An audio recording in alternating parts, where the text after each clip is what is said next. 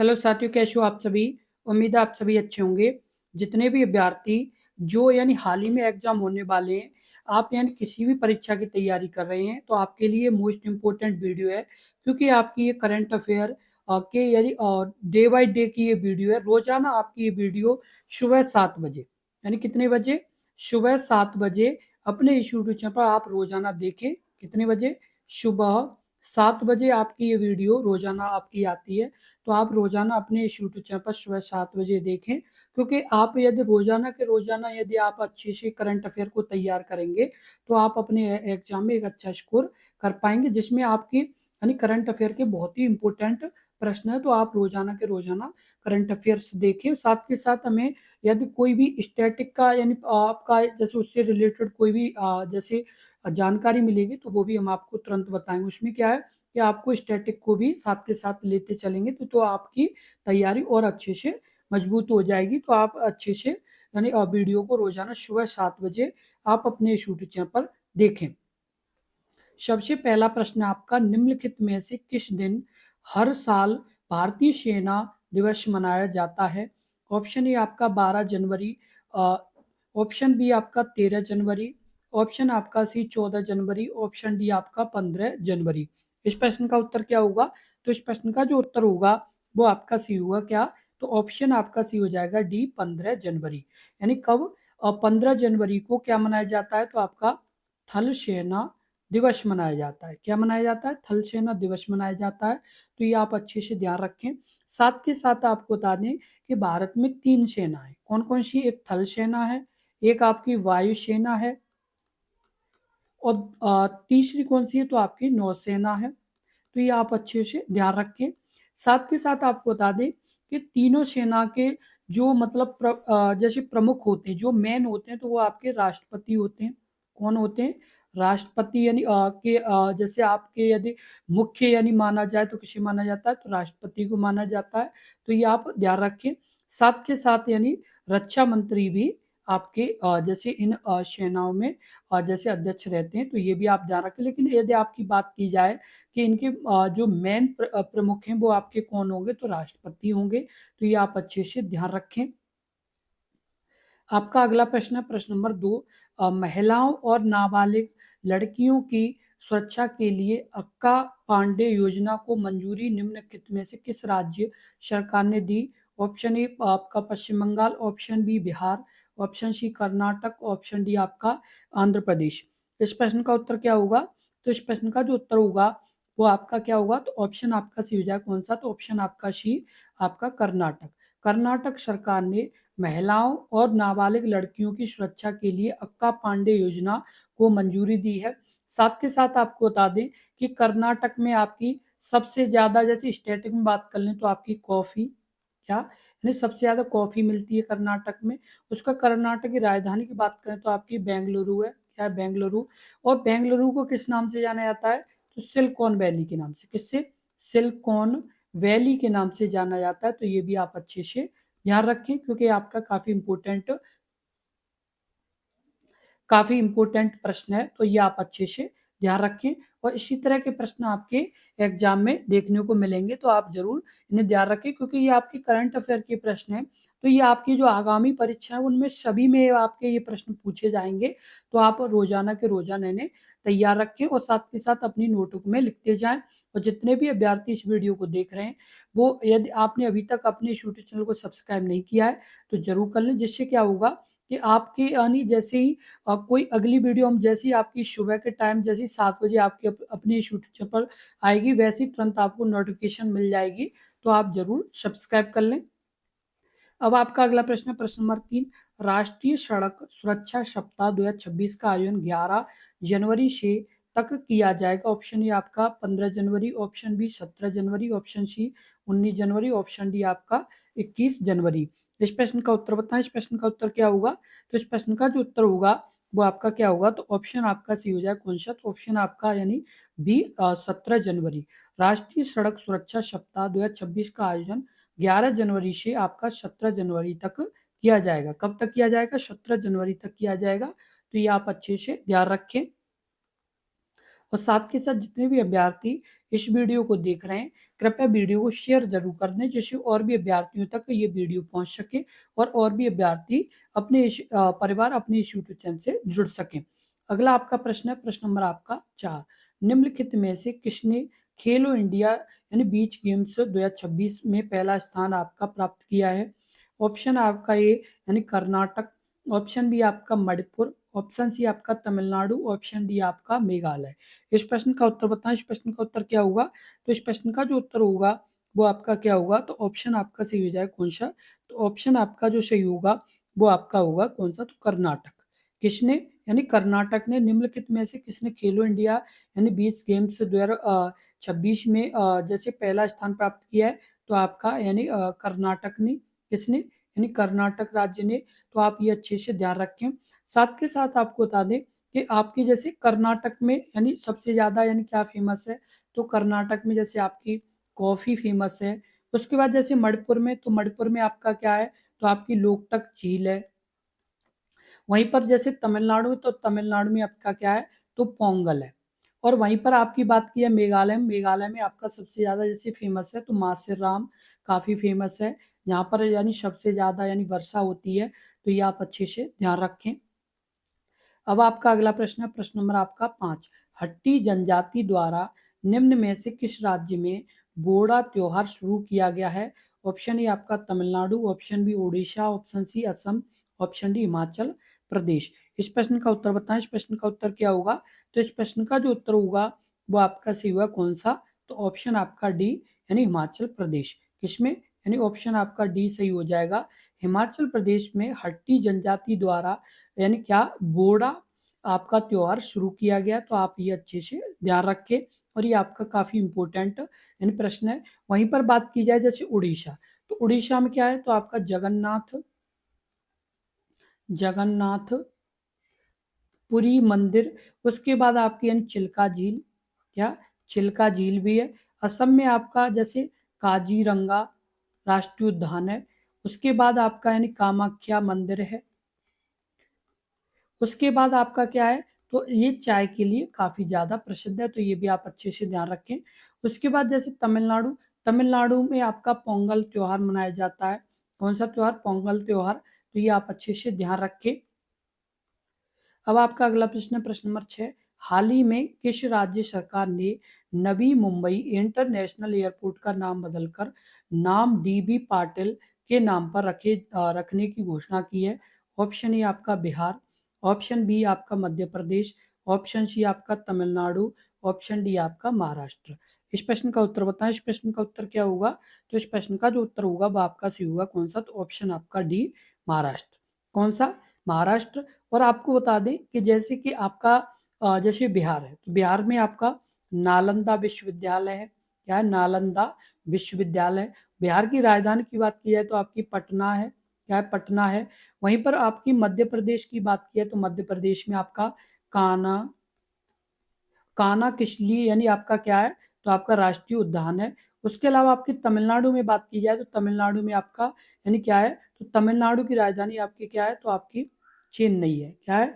चेन्नई है। उसके अलावा आपका यानी दक्षिणतम जो स्थलीय वाला बिंदु है कन्याकुमारी, वो भी आपका कहाँ पर है? तो ये भी आपका यानी तमिलनाडु में है। तो ये भी आप अच्छे से ध्यान रखें। तो आप यानी काफी अच्छे ये प्रश्न है आपके, तो आप इन्हें जरूर ध्यान रखें क्योंकि इस तरह के ही प्रश्न आपको आपके एग्जाम में दिखाई देंगे जो आपके करंट अफेयर के मोस्ट इंपोर्टेंट प्रश्न है। साथ के साथ आपके जैसे कोई हमें स्टैटिक का एक अच्छा मतलब जैसे आपके लिए लग रहा है कि हाँ ये प्रश्न में आपके आ सकता है, तो वो भी हम साथ के साथ बताते हुए चल रहे हैं जिससे आपका और अच्छे से रिवीजन होता रहे।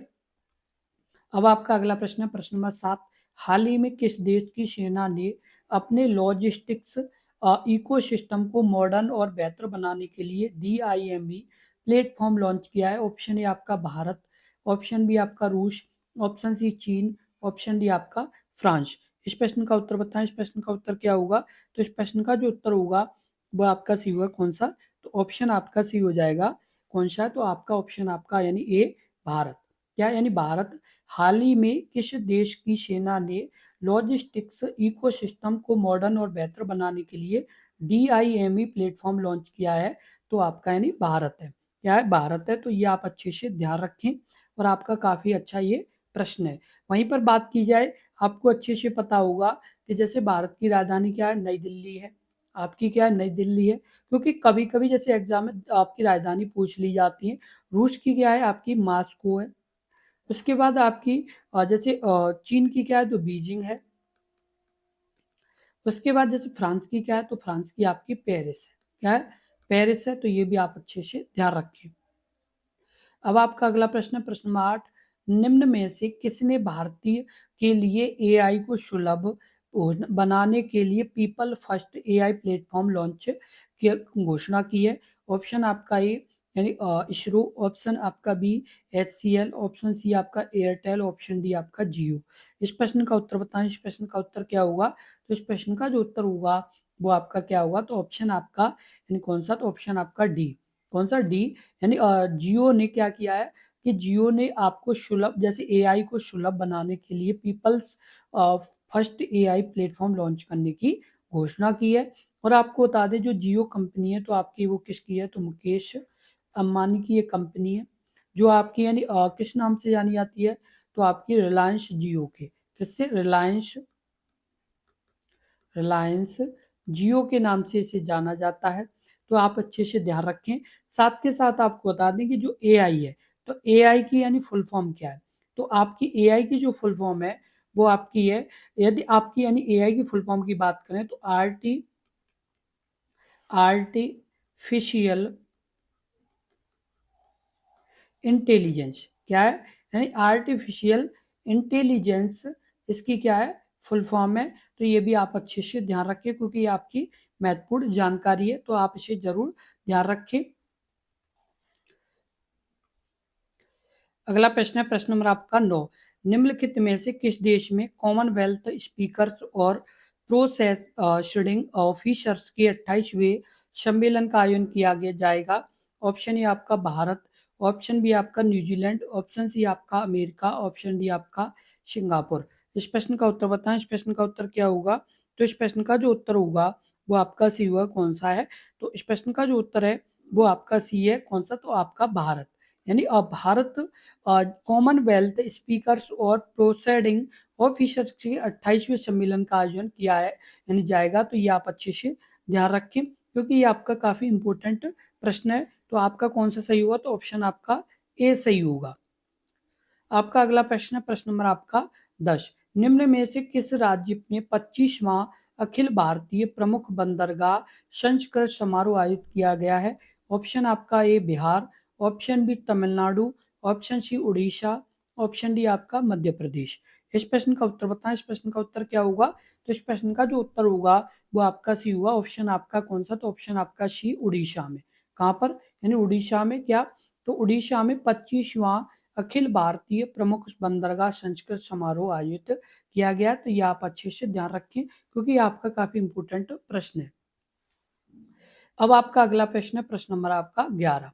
ये आपके यानी क्या है? तो ये आपके यानी काफी इंपोर्टेंट और महत्वपूर्ण आपके जैसे प्रश्न है, तो इन्हें आप बहुत ही अच्छे से समझते हुए चलें जिससे आप यानी बाद में भी अच्छे से अपने एग्जाम में कर पाए क्योंकि ये आपके बहुत ही इंपॉर्टेंट प्रश्न है। और आपकी ये काफी जैसे करंट और स्टैटिक का ये आपका मिक्सअप है जिसमें आप बहुत ही अच्छे से समझते हुए चलें क्योंकि आपके ये दोनों टॉपिक बहुत ही इंपॉर्टेंट है। महारानी काम सुंदरी देवी का 93 साल की आयु में आपका निधन हो गया।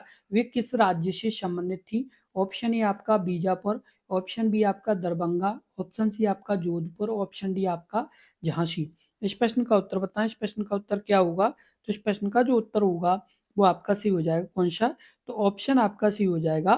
कहाँ की थी? तो वो आपकी यानी दरभंगा की। कहाँ की? दरभंगा। ऑप्शन बी सही हो जाएगा। महारानी काम सुंदरी देवी 93 साल की आयु में निधन हो गया। वे किस राज्य से संबंधित थी? तो आपकी दरभंगा से थी। तो ये आप अच्छे से ध्यान रखें। अब आपका अगला प्रश्न प्रश्न नंबर आपका 12। भारतीय मौसम विज्ञान विभाग का 151वां स्थापना दिवस कब मनाया गया? ऑप्शन आपका ये 14 जनवरी, ऑप्शन आपका भी 13 जनवरी, ऑप्शन सी आपका 12 जनवरी, ऑप्शन डी आपका 11 जनवरी। इस प्रश्न का उत्तर बताएं। इस प्रश्न का उत्तर क्या होगा? तो इस प्रश्न का जो उत्तर होगा वो आपका क्या होगा? तो आपका ऑप्शन आपका ए यानी 14 जनवरी। क्या होगा?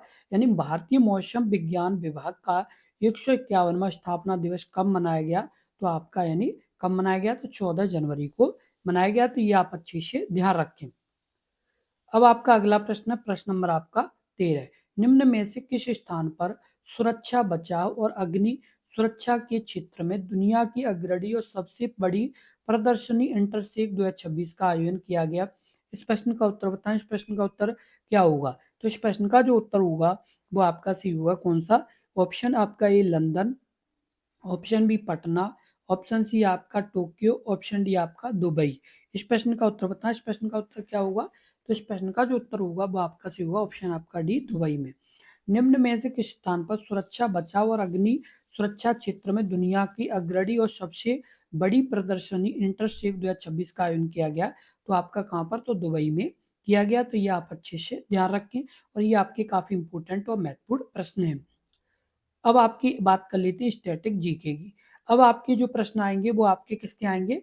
तो आपके यानी स्टैटिक जीके के प्रश्न आएंगे, क्योंकि आपके करंट अफेयर और स्टैटिक जीके के दोनों यानी आपके जैसे टॉपिक हैं जहां पर आप यानी बहुत ही अच्छे से अपने एग्जाम में स्कोर कर पाएंगे, क्योंकि बहुत से एग्जाम अभी हाल ही में होने वाले हैं। तो आप यानी बहुत ही अच्छे से इन्हें तैयार करें, जिससे आप अपने एग्जाम में एक अच्छा स्कोर कर पाए। जिसमें आपका यूपीएसआई होने वाला है, क्या यूपीएसआई होने वाला है, यूपी पुलिस कांस्टेबल होने वाला है, इसका यानी यूपी पुलिस कांस्टेबल होने वाला है। उसके अलावा आपका यूपी होमगार्ड होने वाला है।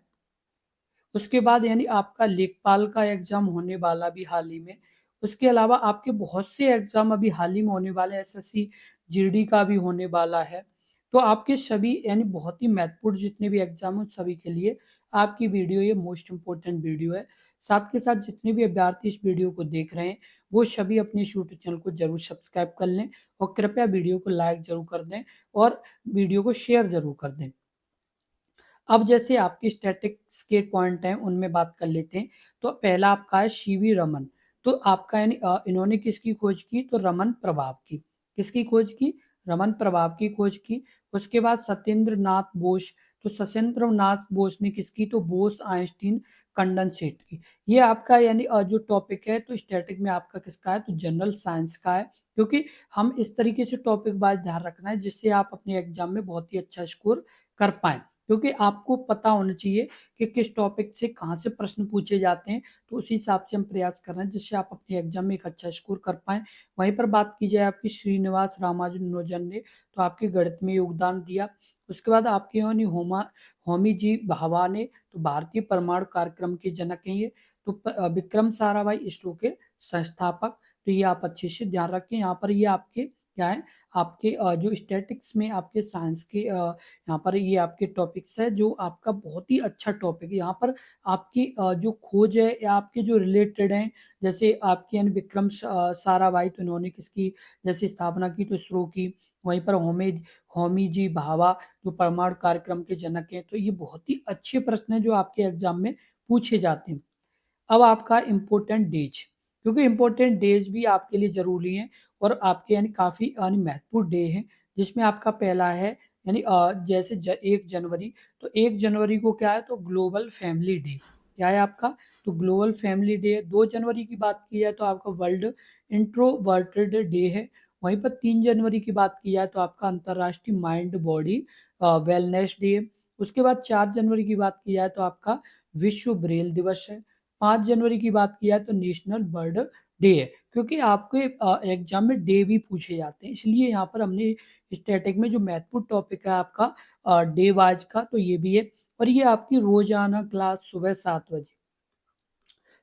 7 बजे अपने इस यूट्यूब चैनल पर ये आप रोजाना क्लास को देखें, क्योंकि ये आपकी मोस्ट इंपोर्टेंट क्लास है। किस तरह की क्लास है? मोस्ट इंपोर्टेंट क्लास है, क्योंकि आपके एग्जाम में ये इस तरह की स्टैटिक के करंट अफेयर के प्रश्न पूछे ही जाते हैं जो बहुत से अभ्यर्थी छोड़ करके आते हैं, क्योंकि ये प्रश्न प्रत्येक जगह नहीं मिल पाते हैं अभ्यर्थी को।